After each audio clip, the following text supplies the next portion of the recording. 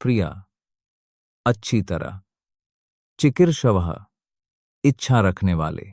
मैं उन लोगों को देखूं जो दुष्ट धृतराष्ट्र के पुत्र को प्रसन्न करने की इच्छा से यहां युद्ध करने आए हैं।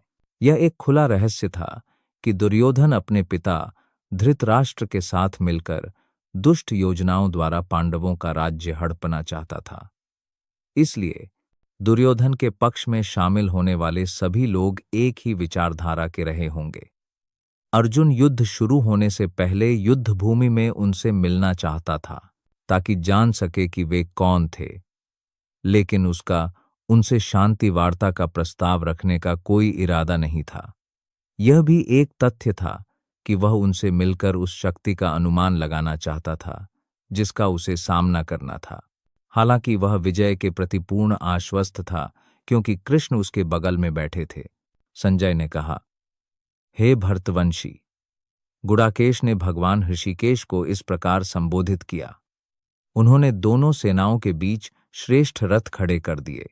संजय उवाच एवं उक्तो ऋषिकेशो गुडाकेशेन भारत सेनायोर उभयोर मध्ये स्थापयित्वा रथोत्तमम्।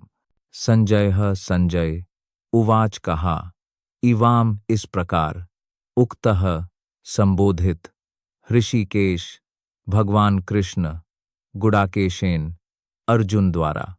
भरत, हे भरत के वंशज, सेनायोः सेनाओं का, उभयोः दोनों का, मध्य के बीच में, स्थापयित्वा रखकर, रथोत्तमम सर्वोत्तम रथ। संजय बोले, हे भरतवंशी।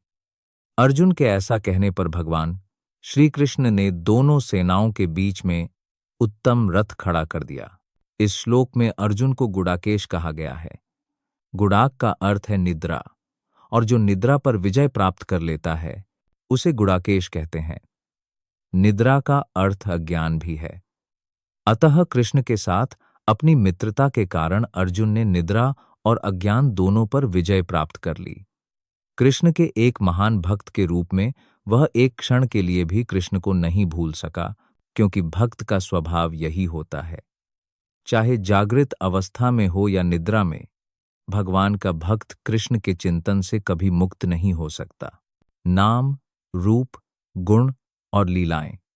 इस प्रकार कृष्ण का भक्त केवल निरंतर कृष्ण का चिंतन करके निद्रा और अज्ञान दोनों पर विजय प्राप्त कर सकता है। इसे कृष्ण भावनामृत या समाधि कहते हैं। ऋषिकेश या प्रत्येक जीव की इंद्रियों और मन के संचालक के रूप में कृष्ण सेनाओं के बीच में रथ रखने के अर्जुन के उद्देश्य को समझ सकते